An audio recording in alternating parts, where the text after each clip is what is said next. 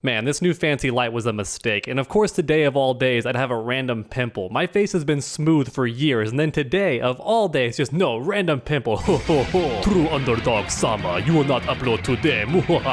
However, this is not a skincare channel, so without any further ado, let's get right into the video. But first, a quick word from our sponsor. Not so fast, you money-grabbing corporate shill. This time, you're going right to the video. You fool. Do you really think you can stop me?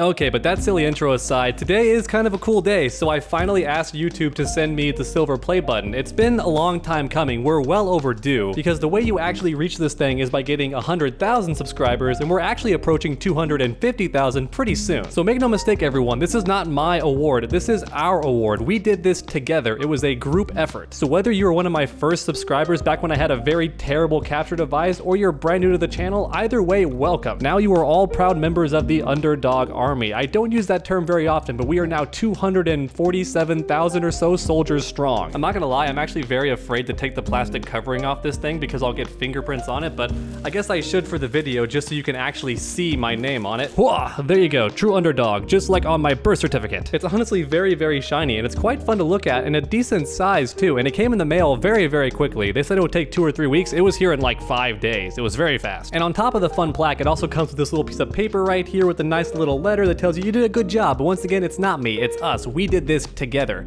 But I do like how it's signed by Susan herself. That's pretty cool. And I understand that pretty much every YouTuber says this, but I never expected to get more than 1,000 subscribers. Way back then, when I got 1,000 subs, there were people in the comments saying, next stop 10,000, 50,000, and I was like, no way, that's not gonna happen. And I was super wrong because now we have over 200,000, once again, soon to be 250,000, so that's just crazy, and I never expected this. And I know for a fact that a lot of you watching are also aspiring YouTubers or Twitch streamers, all that stuff. So with that in mind, I thought I would give you a couple of tips that worked for me as a content creator to kind of help you get started. And if you want more detail on this, then I recommend checking out the podcast I did with Dr. Blue. That's a fantastic podcast, and it also goes over a lot of this stuff with just a bit more meat. So for starters, you want to pick something that a lot of YouTubers aren't already doing, because the reality is if you want to do something like a Let's Play, there's already like 100 different Let's Plays that are all very popular and everyone goes to those. So if you want to start off doing a Let's Play, it could be possible, but you've got to find something that makes it unique to you. You want to give the viewers something they can't get anywhere else. So for example, I did a fighting game channel, and there were plenty of fighting game channels already. However, not many of them talked about guides. And then the few channels that did do that had very long videos, like they were hours long, and no one really had time for that. And I think it was also intimidating for a lot of beginners to think they had to watch an hour-long video just to play the character. So back before YouTube made that dumb 10-minute rule, my videos were almost always under 7 minutes or so. And pretty much every single one was a guide on how to play the characters. And that series worked out pretty well because pretty much nobody was doing that. However, a couple years into my channel and suddenly everybody's doing that, so I had to find more ways to make it unique. So for example, my recent series about the terrific and terrible characters has me actually playing them for the first time and analyzing them as I play. So not only is it a guide, but it's also kind of like an unboxing for the new characters. You get to experience along with me how I feel about them, my excitement, my worries, all that stuff. So once again, it's still a guide, which other channels are doing, but I found a way to make it fresh and different. So that's my first big tip if you want to be a content creator. Find something that other channels aren't doing,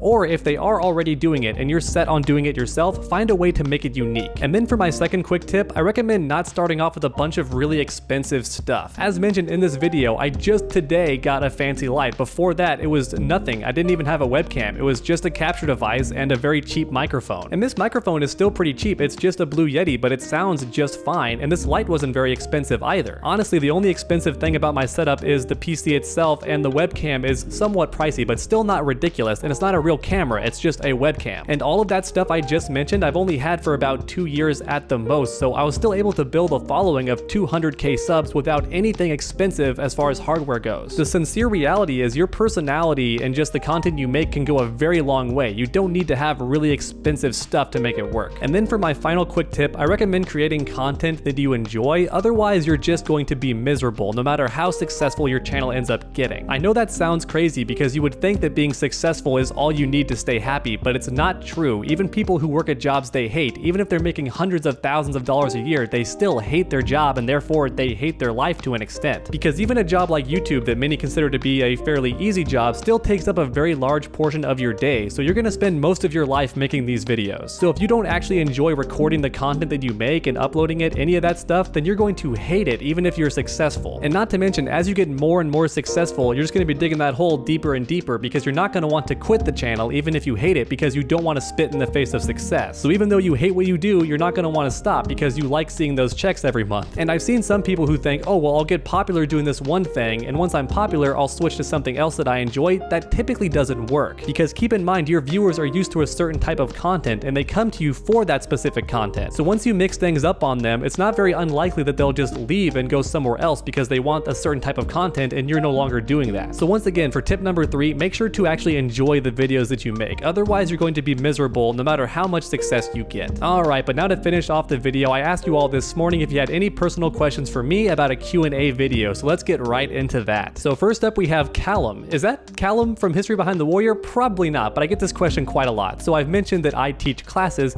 Am I a lecturer? Well, I'm a teacher. I don't have a fancy title of any kind, but I teach a bunch of different things. I've been teaching for about 4 years now, going on 5, and I teach 3D animation, 2D animation, game design, game programming, web design, and graphic design. So I have a pretty full plate, and I also do love to draw. I think someone asked that later on in the video too. How old are you? I'm at an age where I'm starting to get sad. I'm 26, gonna be 27 in December, so it makes me a bit sad. I'm finally getting old. And the next one is a Mortal Kombat question. So are you a Frost main, and what are the 3 characters you recommend to an amateur player? I do like playing Frost a lot. I don't think I really main anybody, but Frost is like my favorite character to play to kind of gauge the waters. And if you're a more defensive character who blocks it a lot, I may switch to Jackie. But if you're a character who tries to zone or run away, I may pick somebody else who's good at counter zoning. But Frost is one of my more solid characters that I feel very comfortable with. But I also love playing Jackie, I love playing Cabal, I like playing Shiva and Shao Kahn, all those characters, but I do think that Jackie and Frost are my personal favorites to play. Now, what characters would I recommend? I think that Jackie's actually a pretty good character to start off with. You want any character with a fast mid and a bunch of safe options. And of course, a lot of people like playing Scorpion too, but you gotta be careful with Scorpion because a lot of his options are unsafe. So I'd say any character with a bunch of safe strings and some reliable, consistent damage is a good character for beginners. When was the first time you ever played MK, and which one? I would say the first one I ever played were the classics, but then when I was a kid I played a lot of the 3D ones, but they were never super fun. I only played them when friends came over, and then it was a blast. I really enjoyed them. But the first Mortal Kombat game I really sunk my teeth into and spent a lot of time was MK9. And next we have Magic Man. So now that the Aftermath patch is here, what characters do you think need buffing the most? I would say still the bottom tier characters. I wish Shao Kahn got his string back. It's now punishable on block and it was safe before. That really sucks. I think Raiden still needs some fixes. His strings are also way too risky, and I think Scarlet should have some of her stuff changed as well. So the bottom 3 characters are still pretty much the bottom 3. Don't get me wrong, they're a lot better, and I think every character and every variation is finally viable, so that's really cool, but I'd say the same 3 characters are still the ones who need the buffs. Oh man, and Allah Hamid has a lot of questions. So why do you choose MK content? I've always done NetherRealm fighting games the most because they started my channel, and I've kind of stayed in that lane. Though for a while I played a lot of Dragon Ball FighterZ, but once that was kind of done, I played Soul Calibur, but then Soul Calibur 6 died pretty fast, so then I went right back to NetherRealm games, and I've kind of stayed there because MK11 is still very hype and popular. What languages do you speak? I really only speak English. I used to know a lot more Spanish because I live in Texas, so I'm right next to the Mexican border. I used to know pretty good Spanish, but I haven't kept it up, so I forgot a lot of it. And then in college, I actually took 2 years, I believe, of Mandarin, so I'd say that I'm pretty much even now with Mandarin and Spanish, but I don't speak them fully. If you drop me in that country and have me kind of make my way with just that language, I'm not sure how well I would honestly do. Here we go. So Kings has a YouTuber question. So he makes Mortal Kombat content, and he wants to know about what color he should change things to for crushing blows and fatal blows. Here's the thing, right? I found that now if you change the colors, that's actually more likely to get you demonetized because the stupid YouTube AI thinks you're trying to hide something or censor something, and it sees that and associates your content as being not appropriate.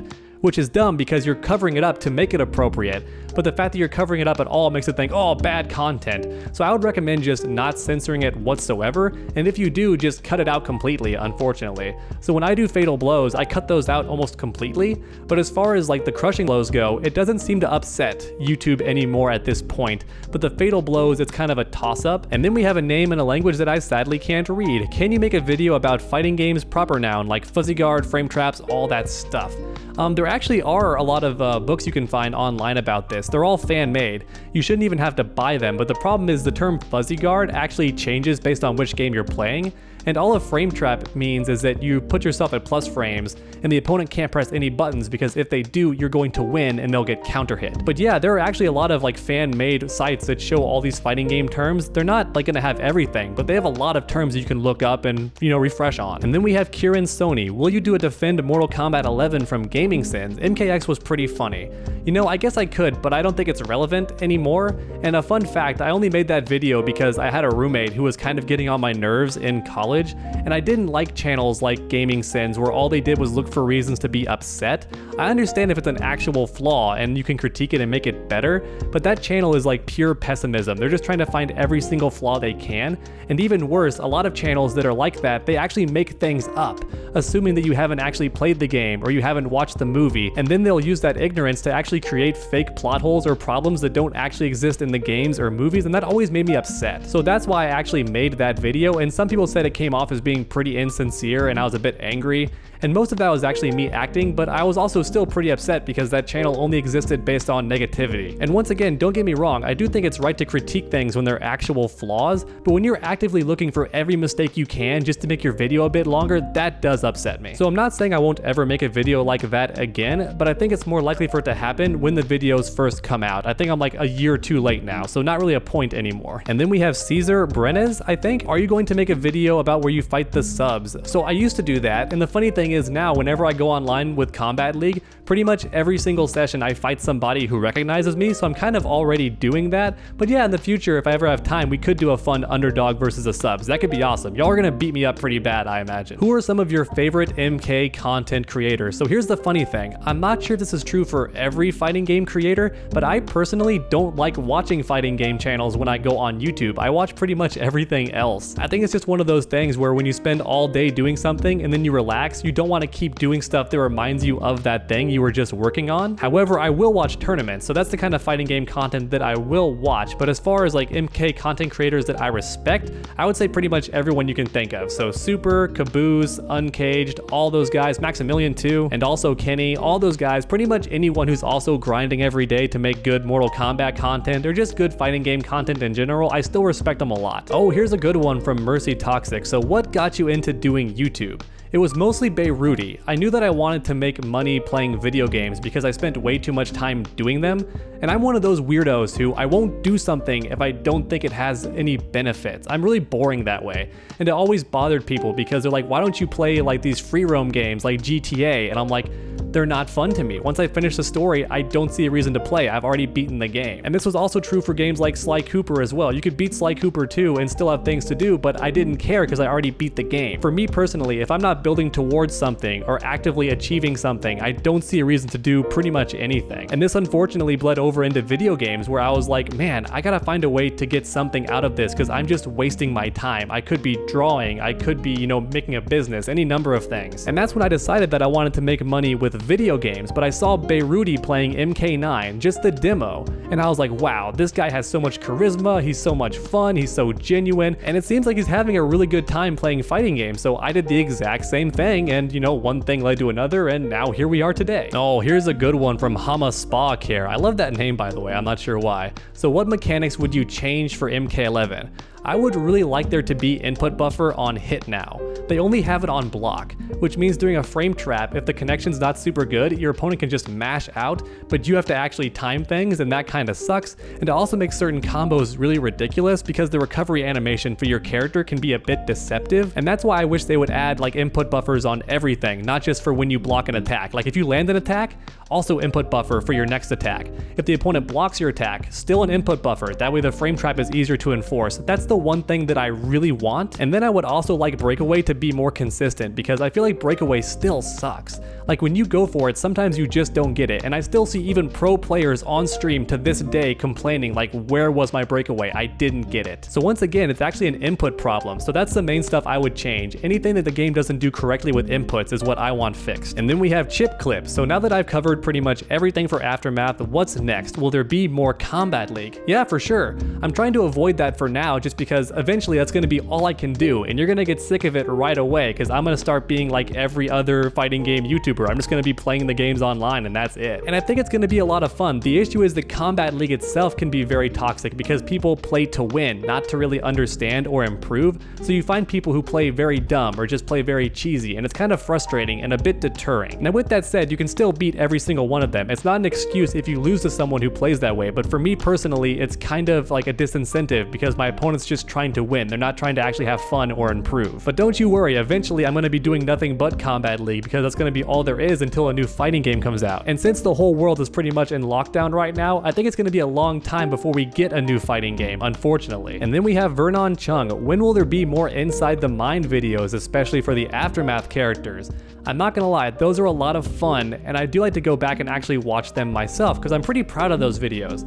Here's the thing, they're a nightmare to make. They take forever. I'm not joking, like just the first part, it's like 2 or 3 minutes long, takes between 5 and 8 hours to write the script and then record and then edit. It is a nightmare. And then after all of that is done, I still have to actually play online and get that footage too, which wouldn't be a big deal, except I'm kind of stressing out because I don't have much time to actually play the matches before I have to upload the video, which of course means I'm trying to make those matches as impressive and fun as I can, so when the matches don't go super well or I don't play the way I think I should, it gets me frustrated and just more stressed out, so it's an endless cycle. But with all of that said, I do think I'm still going to make those videos, but there might be a 2-day gap between each one, so I'm not as stressed out. Like one day will be editing and script writing, and the next day will be playing Combat League and uploading. And then we have Supernova. Have you considered playing a game that isn't a fighting game on the channel? I have done that, especially back when the channel was a bit younger, though I think I've either unlisted or deleted the videos, but I did an entire Let's Play of like Dead Space 2, I think,